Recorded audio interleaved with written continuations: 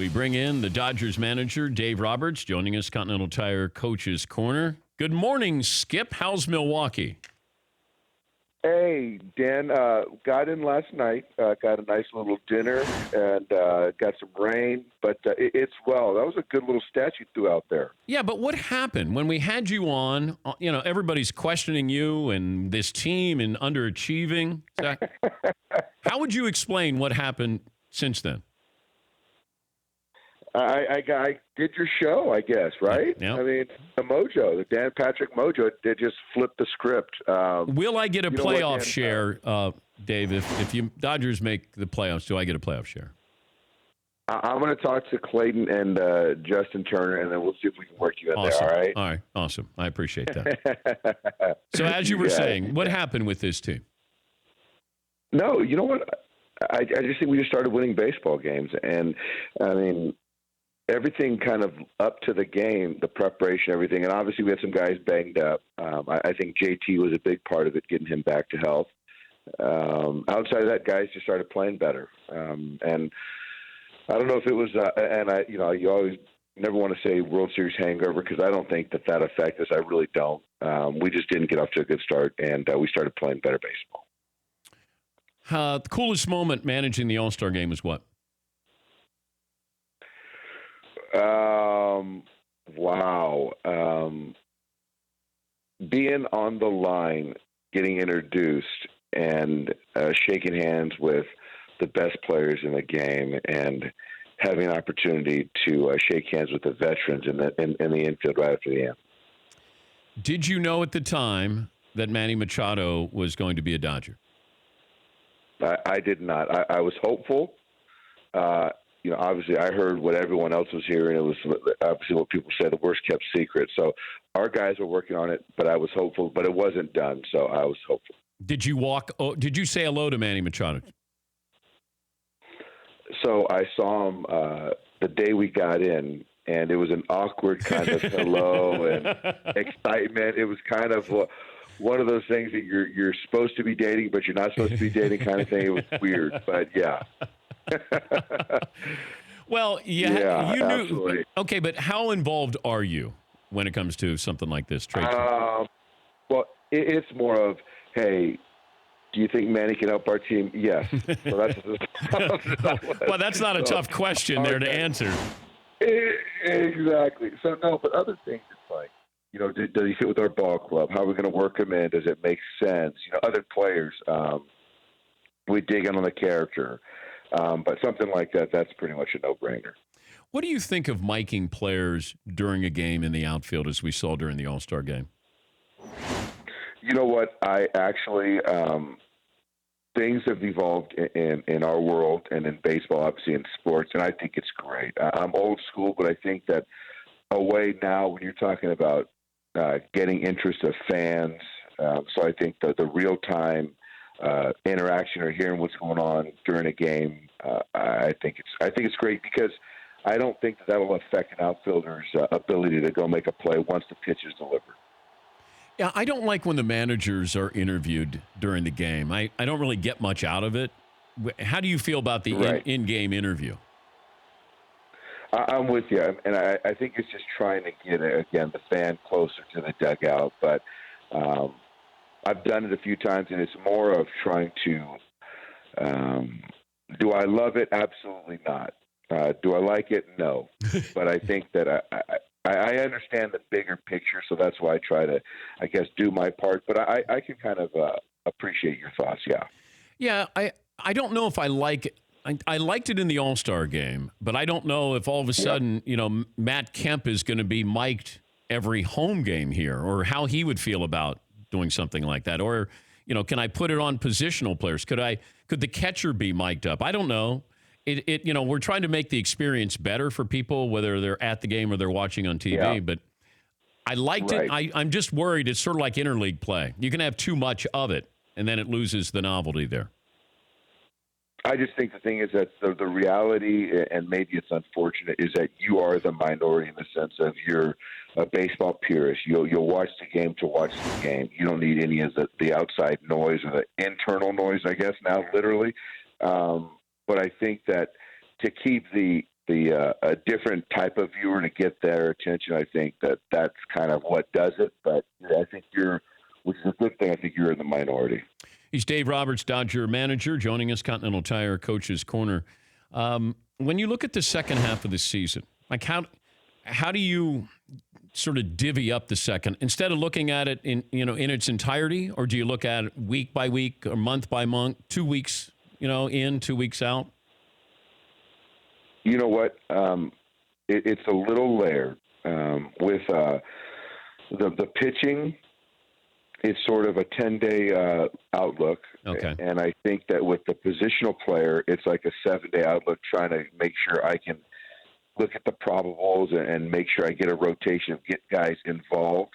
But I think that as a whole, and this is the truth, our guys do a very good job of the day-to-day. And last year, come November 1st or 2nd, in Game 7 of the World Series, we still had gas in the tank to keep going. And I think that's the challenge for any ball club when you're playing a long season of baseball, where you're not trying to get too far ahead.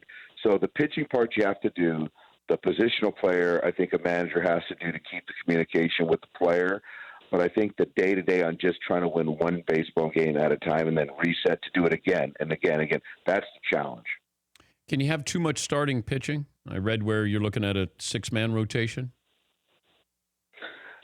I don't think so. I will say this, is that I don't think that you can have too much starting pitching, but it takes a buy-in for the guys. So as we break for 17 straight days, each guy is going to get an extra day. Obviously pitchers are used to the 5-day routine. So, keeping them in the rotation, not sending a guy to the bullpen, understand that an extra day is a good thing. So that buy-in is absolutely necessary. Has LeBron been to a baseball game yet? Not yet. But if Magic doesn't get him to a baseball game here when we get back home off the 17-day road trip, he might get a call from me. But did you see Shaq take BP? No. Was that recently? Well, it was. I think it was softball, slow pitch softball that he took BP. So I'm sure he's got a bad swipe. How was it? What do we got on the scouting scale? 20 to 80, Ken. What do you give him? Oh, man. He's got a lot of holes. He's got a lot of holes in that swing. A lot of holes? Oh, my gosh. Yeah. Big strike zone, Dave. Big strike zone there. Yeah. Who's the... the electronic strike zone would kill him, I'm sure. Did you... who's the athlete in another sport that you think could have been great at baseball that you ran into? Another athlete from another sport. Gosh, off the top of my head, I guess Stafford. I think that. That's just off the top of my head. Okay. We have Clay Kershaw. They were high school teammates. Goodness, baseball's a tough one. This Tebow thing is really intriguing me.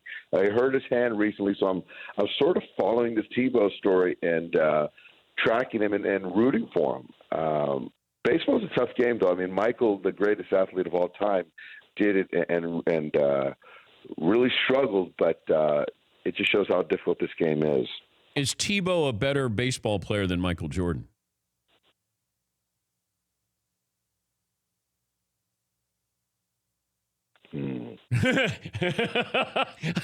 Yes. Okay. All right. Did you see Jordan play? I just saw the video, okay. So I kind of missed him when he was at Birmingham. So I was younger, but certain guys that I knew played with him in Birmingham for the Barons, so I missed him. I just saw essentially what the American population saw on TV, yeah. But when it comes to baseball, I don't know what – here's Jordan, one of the great athletes in the world. Why didn't that translate to baseball? His swing was long.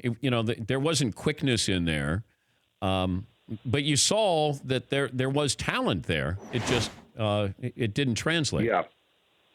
I think the age was part of it. I don't recall what year he did it, but I think his age was a part of it, and I think the lung levers is another part of it. Yeah, it's kind of fascinating, though. I give Tebow a whole lot of credit, Dave, to do this, and if you're successful 3 out of 10 times, you're an all-star. he's not even succeeding at that, and willing to do that at his age is pretty remarkable. Yeah, and his age and what he's accomplished to go back and get back into the bushes and go through the grind and bust it. I mean, that's and I did it as a 21 to 26-year-old, and that was brutal. So to see what he's accomplished and go through the grind, very commendable. What's the oddest thing that you saw in the minor leagues? Oh, Dan, we can't talk about that on the air. Oh. Can you give me a tame one? No. How about a tame one? I'm joking. Okay. I think the oddest thing is the locker room being like a trailer. You get off a 12-hour bus ride, you show up to a clubhouse, which is a trailer in right field, and everyone's in there changing. That's odd. The things in between the inning, the gimmicky things are odd just to kind of keep fan interest. But actually, in all this stuff, is like those are some of the best memories. And I could go on, Dan, but those are some of the best memories I had as a professional ball player. But you were what, 27 when you got called up? I was 27, yes, sir. What was that? What was that day like? It was in Rochester, New York, playing for the Buffalo Bison, playing against Rochester Red Wings, the Baltimore affiliate at the time. With my wife at the time, get the call from Eric Wedge, the manager, go to his room, come back to my room, tell my wife we're jumping on the bed like 3-year-olds, and then you're making a call back west to all of our family and trying to get flights to go to Tampa to meet the team in Tampa. And didn't sleep a whole lot that day, was top of the order for the Indians. And Kenny Lofton was on the DL, but Omar Vizquel hitting behind me, Robbie Alomar hitting behind me, Jim Thome, David Justice. I mean, it was absolutely insane. Man, that was a great lineup. Great lineup. It was a great lineup. Yeah, and what's funny is, so I told my son the other day at the home run derby, Bobby Witt Jr. won the amateur home run contest that they had this little thing at the derby. And my first major league hit was against his father. So that sort of aged me. Yeah. Oh, man. What were you making in the minor leagues at the time? My first paycheck was $353 after taxes. I was in Jamestown, New York. And then at that point in time, I was in AAA, and I think I was probably making maybe $2,200, $2,100 a month, and that's paid over only 5 months of the year. Oh boy! Did you? I was working in a batting cage during the off season. Did your wife ever say, "You know what? Maybe we give this up"? She did not. So she did not. And there was a breaking point at one point in time. I was feeling sorry for myself one time when I got sent back to high A. And when I was with the Tigers, I called my dad, and he gave me no sympathy. As a 30-year military vet, said, if you want to play, play. If you don't, come home. And so that was kind of it, the tough love. And I decided to keep playing and keep fighting. And fortunately, it worked out.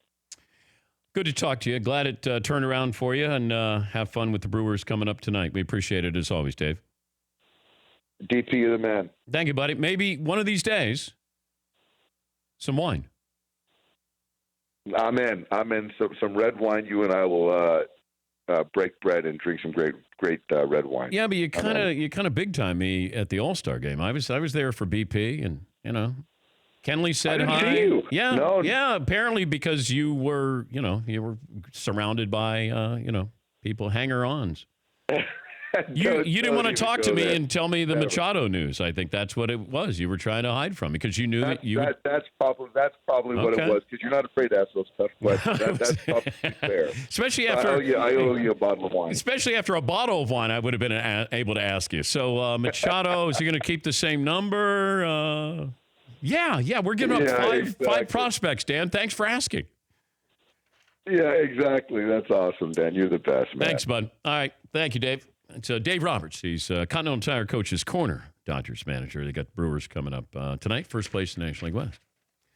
I always love talking to him because I feel like if I do sit down, have dinner with him, That's what the conversation is going to be like. For more Dan Patrick Show, tune to Audience Channel 239 on DirecTV or download the Dan Patrick Show app.